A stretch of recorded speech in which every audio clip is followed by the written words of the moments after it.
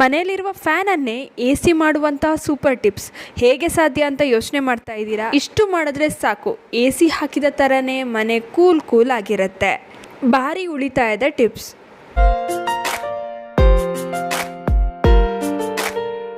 ನಮಸ್ತೆ, ವಿಭಿನ್ನ ಸಲಹೆಗಳು ಚಾನಲ್ಗೆ ಸ್ವಾಗತ.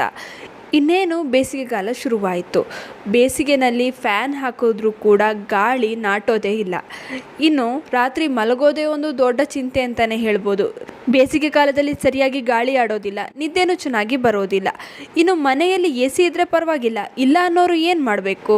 ಫ್ಯಾನನ್ನೇ ಎ ಸಿ ಮಾಡ್ಕೊಳ್ಬೇಕು. ಹೇಗೆ ಸಾಧ್ಯ ಅಂತ ಯೋಚನೆ ಮಾಡ್ತಾ ಇದ್ದೀರಾ? ಅದನ್ನೇ ನಾನು ನಿಮಗೆ ತಿಳಿಸ್ಕೊಡ್ತಾ ಇದ್ದೀನಿ. ಈ ರೀತಿ ಮಾಡೋದ್ರಿಂದ ಫ್ಯಾನಿಂದ ಬರೋ ಗಾಳಿ ತಂಪಾಗಿ ಬರುತ್ತೆ, ಎ ಸಿ ಹಾಕಿದ ಹಾಗೆ ಕೂಲಾಗಿರುತ್ತೆ.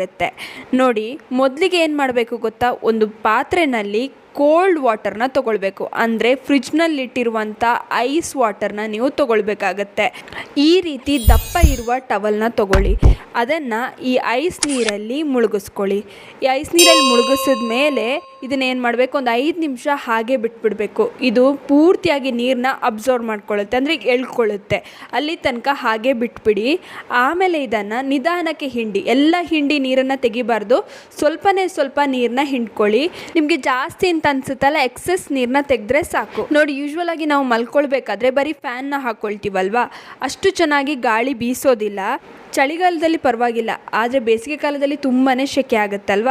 ಅವಾಗ ಏನು ಮಾಡಬೇಕು ಅಂದರೆ, ನೀವು ಬೆಡ್ರೂಮಿಗೆ ಬಂದಿದ್ದ ತಕ್ಷಣವೇ ಕಿಟಕಿ ಹಾಗೂ ಬಾಗಿಲನ್ನ, ಅಂದರೆ ಡೋರ್ನ ಕ್ಲೋಸ್ ಮಾಡಬೇಕು. ನಾವು ಸಾಮಾನ್ಯವಾಗಿ ಎ ಸಿನ ಹಾಕಬೇಕಾದ್ರೆ ಡೋರ್ ಹಾಗೂ ವಿಂಡೋನ ಕ್ಲೋಸ್ ಮಾಡ್ತೀವಲ್ಲ, ಅದೇ ರೀತಿ ನೀವು ಕೂಡ ಡೋರ್ನ ಹಾಗೂ ವಿಂಡೋನ ಕ್ಲೋಸ್ ಮಾಡ್ಕೊಳ್ಬೇಕು. ರೂಮ್ನ ಪೂರ್ತಿಯಾಗಿ ಕ್ಲೋಸ್ ಮಾಡಿ ಒಂದು ಚೇರ್ ಮೇಲೆ ಈ ರೀತಿಯಾಗಿ ಈ ಕೋಲ್ಡ್ ಬಟ್ಟೆನ, ನಾವು ಯಾವಾಗಲೇ ಅದ್ದಿರ್ತೀವಲ್ಲ ಕೋಲ್ಡ್ ನೀರಲ್ಲಿ, ಆ ಬಟ್ಟೆನ ಕರೆಕ್ಟಾಗಿ ಫ್ಯಾನ್ ಕೆಳಗಡೆ ಹಾಕಬೇಕು. ಈ ರೀತಿ ಮಾಡೋದ್ರಿಂದ ಗಾಳಿ ತಂಪಾಗುತ್ತೆ. ನಿಮ್ಮ ರೂಮ್ ಇರುತ್ತಲ್ಲ, ಅದು ಫುಲ್ ಕೋಲ್ಡ್ ಆಗುತ್ತೆ. ನೋಡಿ, ಈ ಟವಲ್ ತುಂಬಾ ದಪ್ಪ ಇರೋದ್ರಿಂದ ಇದು ಬೇಗನೆ ಡ್ರೈ ಆಗೋದಿಲ್ಲ, ನೀರು ಹಾಗೇ ಇರುತ್ತೆ. ಸೊ ನಿಮಗೆ ರಾತ್ರಿಯಿಂದ ಬೆಳಿಗ್ಗೆ ತನಕ ತುಂಬಾ ಕೋಲ್ಡ್ ಆಗಿರುವಂಥ ಗಾಳಿ ಸಿಗುತ್ತೆ. ಆರಾಮವಾಗಿ ನಿದ್ದೆ ಮಾಡ್ಬೋದು. ತುಂಬಾ ಚೆನ್ನಾಗಿರುತ್ತೆ. ಒಮ್ಮೆ ಇದನ್ನ ಟ್ರೈ ಮಾಡಿ ನೋಡಿ.